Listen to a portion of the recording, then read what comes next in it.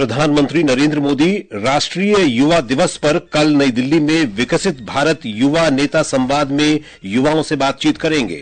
उन्होंने कहा, ये देश के युवाओं को राष्ट्र की विकास यात्रा में शामिल करने की एक अनूठी पहल है। रक्षा मंत्री राजनाथ सिंह ने 2047 तक भारत को विकसित राष्ट्र बनाने में युवाओं की महत्वपूर्ण भूमिका पर जोर दिया। केंद्रीय गृह मंत्री अमित शाह ने कहा, पिछले 10 वर्षों में मादक पदार्थों की जब्ती में 7 गुना वृद्धि हुई है। मौसम विभाग ने अगले 2 दिनों तक उत्तर पश्चिम भारत में गरज के साथ हल्की वर्षा का अनुमान व्यक्त किया है। और कुआलालंपुर में मलेशिया ओपन बैडमिंटन पुरुष डबल्स के सेमीफाइनल में सात्विक साईराज रंकीरेड्डी और चिराग शेट्टी दक्षिण कोरियाई जोड़ी ओ सेंग जे और किम वोन हो से हारे। समाचार संध्या के साथ मैं विशाल शर्मा। प्रधानमंत्री नरेंद्र मोदी ने कहा है कि विकसित भारत युवा नेता संवाद देश के युवाओं को राष्ट्र की विकास यात्रा में शामिल करने की एक अनोखी पहल है। श्री मोदी ने आज युवा कार्यक्रम और खेल राज्य मंत्री रक्षा खड़से का राष्ट्रीय युवा उत्सव 2025 और विकसित भारत युवा नेता संवाद पर लिखा एक लेख साझा किया। उन्होंने कहा कि इस कार्यक्रम का उद्देश्य विकसित भारत के सपने को साकार करने के लिए युवा मस्तिष्कों की ऊर्जा, रचनात्मकता और नेतृत्व को दिशा प्रदान करना है। प्रधानमंत्री नरेंद्र मोदी कल राष्ट्रीय युवा दिवस के अवसर पर भारत मंडपम में विकसित भारत युवा नेता संवाद में हिस्सा लेंगे। हमारे संवाददाता ने बताया है कि श्री मोदी इस कार्यक्रम में देश भर के 3000 युवा नेताओं के साथ संवाद करेंगे।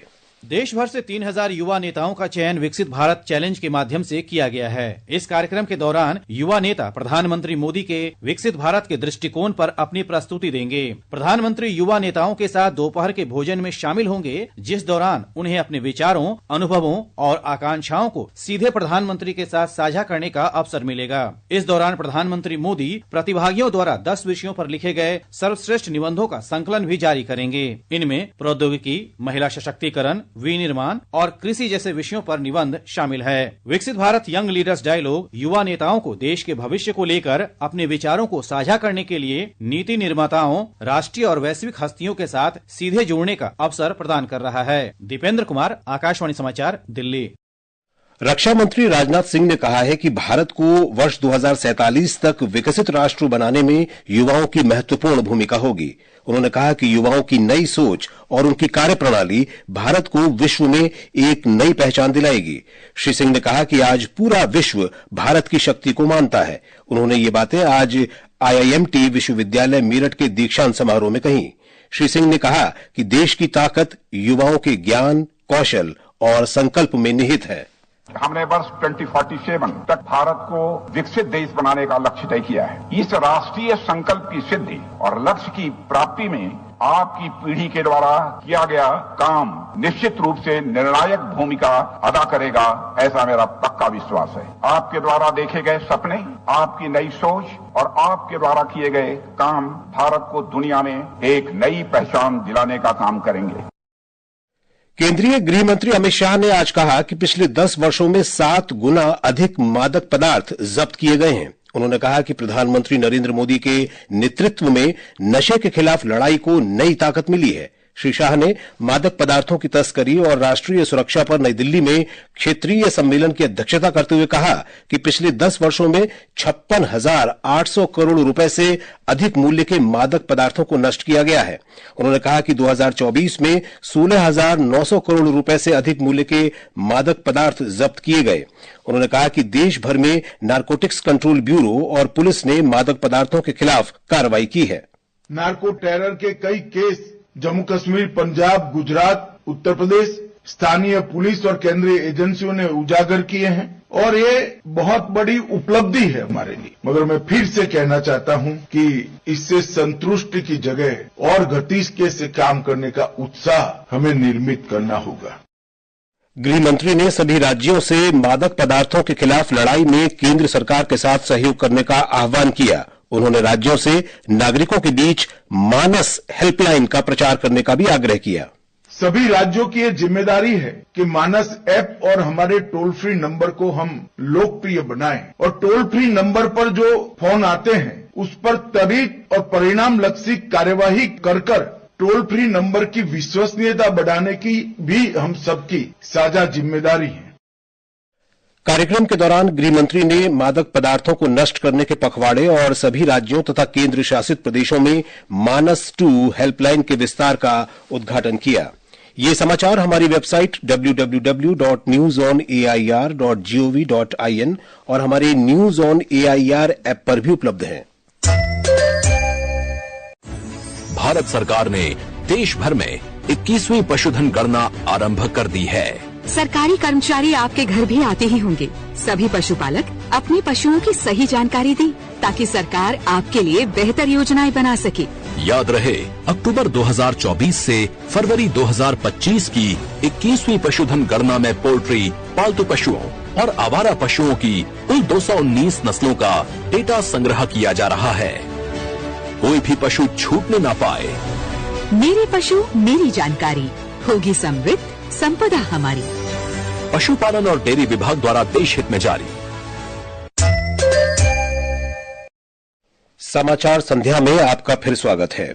सूचना और प्रसारण मंत्री अश्विनी वैष्णव ने आज पुणे में सेंटर आधुनिक कंप्यूटिंग विकास केंद्र CDC का दौरा किया। उन्होंने सुपर कंप्यूटर प्रौद्योगिकी के विकास तथा औद्योगिक कंपनियों के लिए उपयोगी इलेक्ट्रॉनिक उपकरणों की चिप्स के विकास के संबंध में केंद्र के कार्यों की समीक्षा की। उन्होंने तेजा JAS64 चिप का अनावरण किया। श्री वैष्णव ने संवाददाताओं से बातचीत में कहा कि इलेक्ट्रॉनिक कंपनियों के लिए आवश्यक चिप्स और सेमीकंडक्टर विकसित करने के उद्देश्य से रंजनगांव में एक इलेक्ट्रॉनिक क्लस्टर स्थापित किया जाएगा। CDAC was created to develop advanced computing way back when the high-end technology was denied to our country. Modi ji always wants to democratize technology, which means technology should be accessible to all. That is Prime Minister's emphasis. He says that technology should be democratized. It should be available to a very large number of people. केंद्रीय मंत्री ने पुणे में भारतीय film और television संस्थान का भी दौरा किया और संस्थान के छात्रों से बातचीत की। श्री वैष्णव ने संस्थान परिसर में मुख्य सभागार का उद्घाटन किया। केंद्रीय सूक्ष्म, लघु और मध्यम उद्यम मंत्री जीतन राम मांझी ने आज कहा कि पिछले वित्त वर्ष के दौरान नारियल जटा और इससे बने उत्पादों के वार्षिक निर्यात में काफी वृद्धि हुई है। केंद्रीय मंत्री ने कोच्चि में संवाददाताओं से कहा कि पिछले वित्त वर्ष के दौरान वार्षिक निर्यात 3,388 करोड़ रुपए तक पहुंच गया, जबकि नारियल जटा उत्पादन बढ़कर 7.9 लाख टन हो गया। उन्होंने कहा कि अगले वित्त वर्ष के लिए निर्यात का लक्ष्य 5,000 करोड़ रुपए तय किया गया है। उत्तराखंड में निवेश को बढ़ावा देने और प्रवासियों के अनुभवों का लाभ उठाने के उद्देश्य से कल देहरादून में पहला अंतर्राष्ट्रीय उत्तराखंडी प्रवासी शिखर सम्मेलन आयोजित किया जाएगा। सम्मेलन का उद्घाटन मुख्यमंत्री पुष्कर सिंह धामी करेंगे, जिसमें 17 देशों के भारतीय प्रवासी समुदाय के प्रतिष्ठित सदस्य भाग लेंगे। उत्तराखंड से राज्यसभा सदस्य महेंद्र भट्ट ने कहा कि इस आयोजन से राज्य में निवेश की संभावनाओं को बढ़ावा मिलेगा और विदेशों के अंदर रहने वाले ऐसे उद्यमी हैं जो इस राज्य के अंदर अब कदम बढ़ाना चाहते हैं। ऐसे लोग हैं और उनका परिचय राज्य के लोगों से भी होता है और यहाँ के विकास में उनका भी सार्थक सहयोग प्राप्त होता है। अरुणाचल प्रदेश के मुख्यमंत्री पेमा खांडू ने भारतीय सीमा के भीतर ब्रह्मपुत्र नदी में राफ्टिंग के लिए एक ऐतिहासिक अभियान को आज ईटानगर से हरी झंडी दिखाई। इस तरह का ये पहला अभियान है जो ब्रह्मपुत्र नदी की 916 किलोमीटर की दूरी तय करेगा। इसका उद्देश्य साहसिक पर्यटन और पर्यावरण जागरूकता को बढ़ावा देना तथा युवाओं को साहसिक खेलों के लिए प्रेरित करना है। भारत आधिकारिक सांख्यिकी के लिए बिग डेटा और डेटा साइंस पर संयुक्त राष्ट्र के विशेषज्ञों की समिति में शामिल हो गया है। भारत अब आधिकारिक सांख्यिकीय उद्देश्यों के लिए बिग डेटा और डेटा साइंस का उपयोग करने में वैश्विक मानकों और प्रथाओं को आकार देने में योगदान देगा। ये समाचार आकाशवाणी से प्रसारित किए जा रहे हैं। और अब समय महाकुंभ की विशेष खबरों का।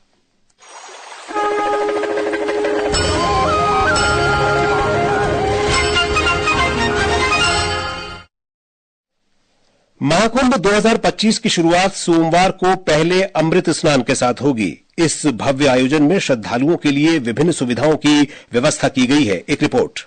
जय महाकुंभ, जय महाकुंभ। जय महाकुंभ पग पग जयकारा महाकुंभ। 45 दिनों तक चलने वाला यह भव्य आयोजन न केवल आध्यात्मिकता और आस्था को प्रदर्शित करेगा, बल्कि दुनिया भर से आने वाले करोड़ों तीर्थयात्रियों के लिए एक व्यवस्थित चिकित्सा सुविधा भी प्रदान करेगा। स्वास्थ्य देखभाल सेवाओं का एक महत्वपूर्ण आकर्षण नेत्र कुंभ है, जो आंखों की बीमारियों के निवारण के लिए शुरू की गई है। इसमें 3 लाख से अधिक चश्मे वितरित करने और 5 लाख ओपीडी आयोजित करने का लक्ष्य रखा गया है। वहीं मेला क्षेत्र में 100 बिस्तरों वाले केंद्रीय अस्पताल में ओपीडी परामर्श से लेकर आईसीयू देखभाल तक की सुविधा उपलब्ध होगी। वहीं अरैल स्थित उप केंद्रीय अस्पताल तथा प्रयागराज जंक्शन, नैनी और सुबेदारगंज सहित प्रमुख रेलवे स्टेशनों पर मेडिकल ऑब्जर्वेशन कक्ष इन प्रयासों को आगे बढ़ा रहे हैं। देश भर से 240 चिकित्सकों की टीम महाकुंभ की स्वास्थ्य सेवा प्रणाली को मजबूत कर रहे हैं। अनुपम मिश्र के साथ आनंद कुमार, आकाशवाणी समाचार, प्रयागराज।